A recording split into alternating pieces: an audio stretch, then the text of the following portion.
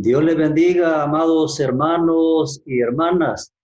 Otra vez Dios me permite servir a cada uno de ustedes con el mensaje de su palabra. En esta ocasión me voy a apoyar en la carta a los Hebreos en el capítulo 12, versículo 2 y 3. Vamos a escuchar la lectura. Hebreos 12, 2 y 3. Puestos los ojos en Jesús, el autor y consumador de la fe, el cual por el gozo puesto delante de él sufrió la cruz, menospreciando el oprobio, y se sentó a la diestra del trono de Dios. Considerad a aquel que sufrió tal contradicción de pecadores contra sí mismo, para que vuestro ánimo no se canse hasta desmayar. Los ojos, amados hermanos y hermanas, no solo sirven para ver, los ojos también sirven o tienen una función para lo que son los deseos. Y esto lo podemos probar según la escritura en Primera de Juan, en su capítulo 2, versículo 16, que vamos a escuchar la lectura que dice así. Primera de Juan 2, 16. Porque todo lo que hay en el mundo, los deseos de la carne, los deseos de los ojos y la vanagloria de la vida, no proviene del Padre, sino del mundo.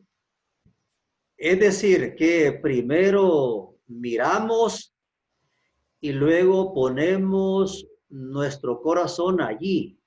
¿A dónde? Bueno, en aquello que miramos y a quién miramos. Esto lo podemos leer en Proverbios capítulo 24, versículo 32, y la escritura dice así. Proverbios 24, 32. Miré y lo puse en mi corazón, lo vi y tomé consejo. Bueno, escuchábamos la lectura de Proverbios 24, versículo 32. Es decir, luego pensamos nosotros, ¿sí? En lo que estamos mirando, ¿verdad? Sí, diciendo, luego hablamos y también decidimos. Y las consecuencias, amados hermanos y hermanas, serán positivas o negativas, y por supuesto esto tiene que ver dependiendo de lo que nosotros estamos mirando y a quién estamos mirando. Esto según en el libro de Salmos, su capítulo 34, versículo 5, leemos así.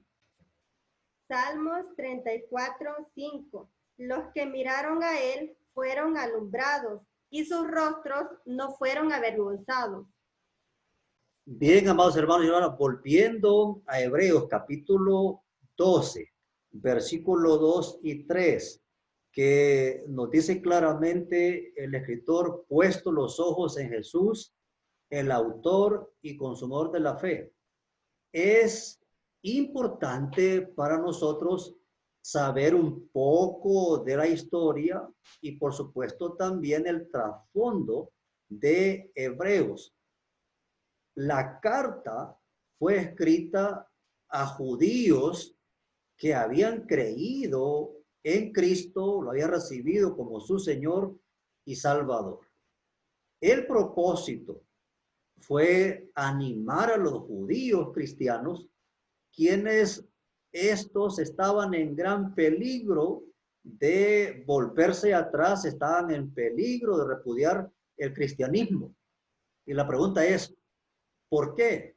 Porque ellos, desde el principio de su cristianismo en Jerusalén y otros lugares, habían experimentado sufrimientos, habían experimentado grandes dificultades, y todo por causa del cristianismo, todo por causa del evangelio. En ese lugar, hacía poco tiempo, pues Santiago, hermano de Jesús, había sufrido el martirio. Es decir, bueno, le habían quitado la vida, y todo por la causa del evangelio. De manera que ellos estaban a punto de caer en lo que se conoce como la apostasía.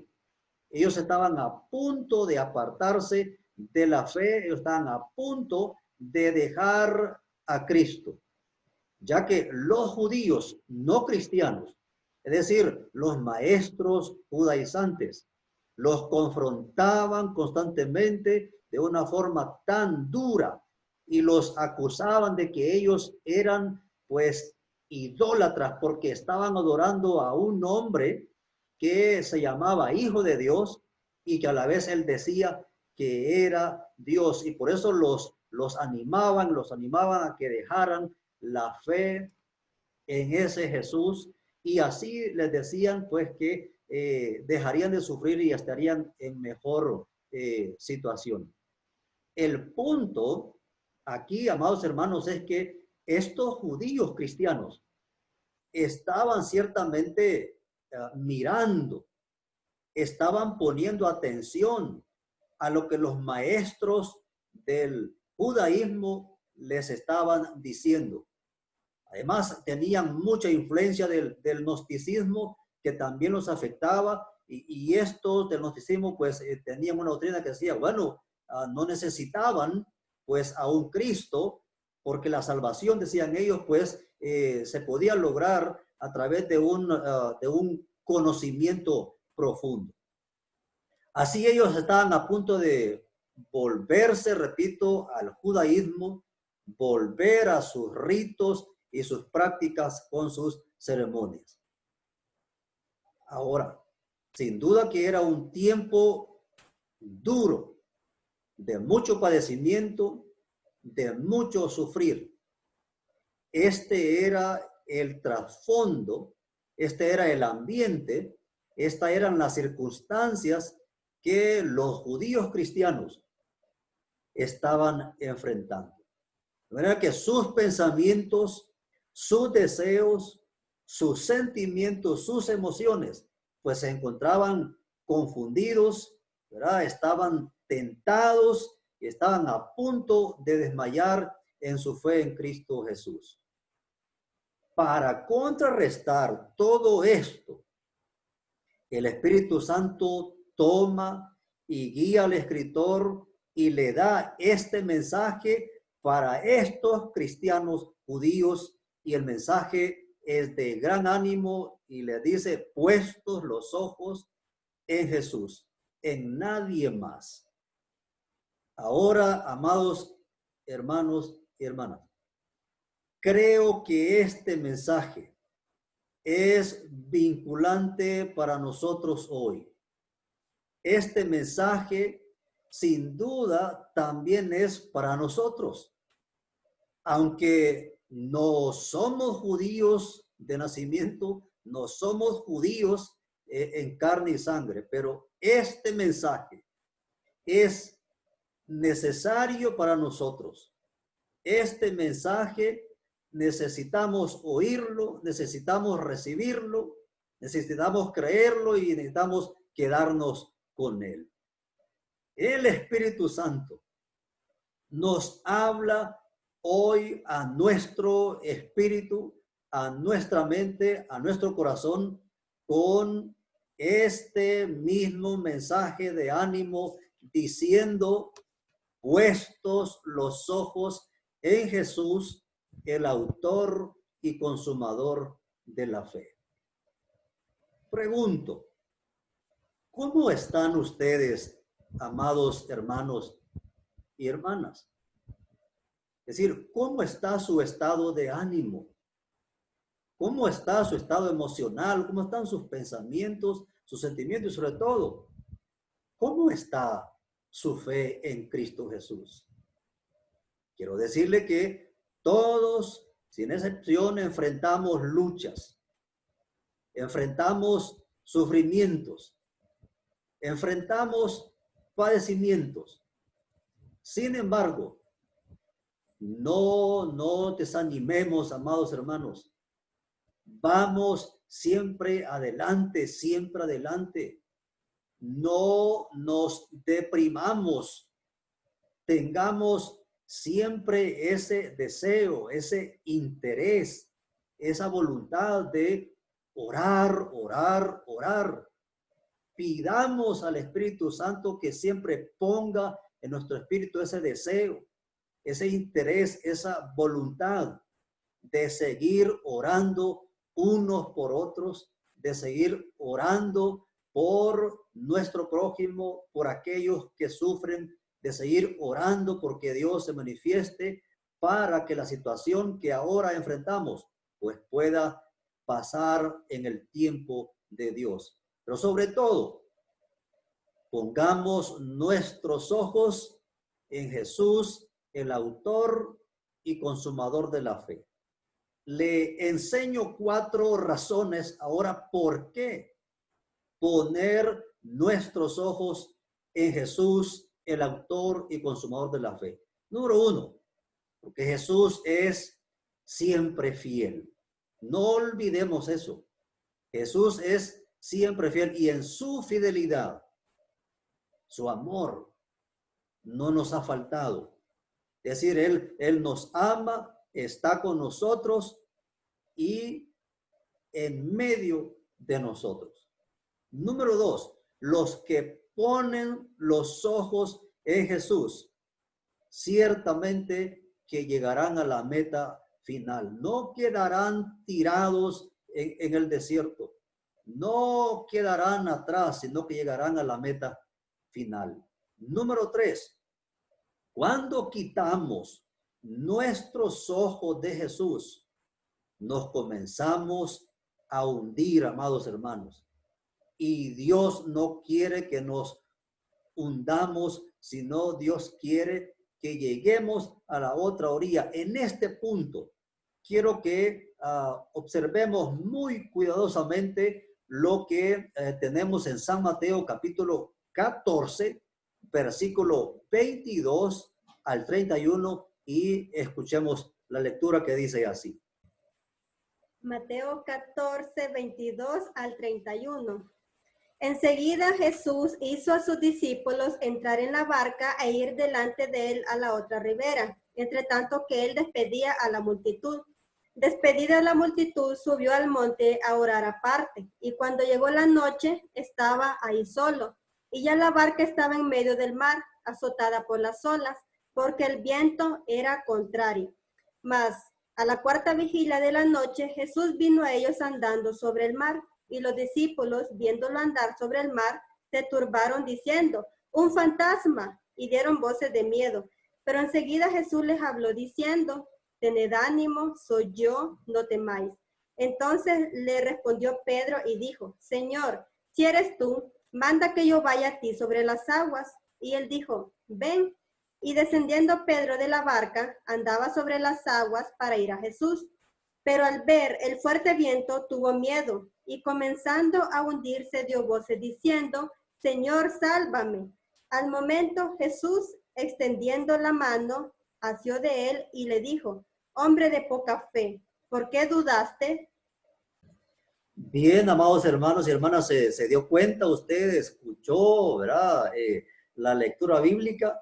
Bueno, los apóstoles tuvieron esa grande experiencia. Es decir, bueno, el mar está descontrolado, el viento igual está descontrolado, aparece Jesús y bueno, y les anima que no tengan miedo. Luego el apóstol Pedro dice, bueno, si eres tú, Señor, yo quiero ir a ti. Y luego el Señor le dijo, bueno, ven, Pedro. Y él comenzó de esa escritura, ¿verdad? Pues a andar sobre las aguas. Y bueno, y repito, y la naturaleza está descompuesta, pero mientras Pedro está poniendo los ojos en Jesús, no hay ningún problema, todo está bien. Pero el problema cambió cuando Pedro quita su mirada de Jesús y comienza a ver, a oír, ¿verdad? Pues todo lo que estaba sucediendo alrededor del mar, ¿verdad? Pues rugiendo, pues el viento también, y entonces comenzó, dice la escritura, a hundirse, a hundirse. Número 4, los que perseveraron y vencieron en el pasado, lo hicieron mirando a Jesús, a nadie más. Así lo podemos leer en segunda de Timoteo, en su capítulo 4, versículos 7 y 8. Repito, segunda Timoteo, capítulo 4, versículos 7 y 8, y recibimos la lectura. Segunda de Timoteo 4, 7 y 8. He peleado la buena batalla, he acabado la carrera, he guardado la fe. Por lo demás, me está guardada la corona de justicia, la cual me dará el Señor, juez justo en aquel día, y no solo a mí, sino también a todos los que aman su venida. Es interesante, hermanos, que cuando se ponen los ojos en Jesús, pues podemos triunfar, podremos vencer. Me acuerdo también lo que relata el capítulo 11 de la carta a los Hebreos. Todo el capítulo 11, pues está haciendo referencia a hombres como a mujeres que vencieron, fueron victoriosos porque se mantuvieron con los ojos puestos en su Señor, en nadie más. Por tanto, amados hermanos y hermanas, no ponga sus ojos en el coronavirus. Repito, no ponga sus ojos en el coronavirus, en la pandemia. No, no ponga sus ojos en el presidente. No ponga sus ojos en los contagiados. No ponga sus ojos en los muertos. Eso deprime, eso asusta, eso estresa, desanima y por supuesto debilita la fe. Mejor nos conviene poner nuestros ojos en Jesús, en Jesús, en Jesús, en nadie más. Según leemos en Segunda de Corintios, en su capítulo 4, versículo 18, y también Colosenses, capítulo 3, versículo 2. Repito una vez más la escritura. Segunda de Corintios, capítulo 4, versículo 18, y Colosenses, capítulo 3, versículo 2, y esto es lo que la escritura refiere. Segunda de Corintios 4, 18. No mirando nosotros las cosas que se ven, sino las que no se ven, pues las cosas que se ven son temporales, pero las que no se ven son eternas. Colosenses 3, 2. Poned la mira en las cosas de arriba, no en las de la tierra. Que nuestra fe, amados hermanos y hermanas, descanse en la convicción de que Dios tiene el control de todo. Dios tiene el control de toda circunstancia, sea a nivel personal, a nivel familiar, a nivel de nación o a nivel mundial, como está ocurriendo hoy. No olvidemos, Dios tiene el control de todo. Que Dios tenga misericordia de nosotros y nos bendiga.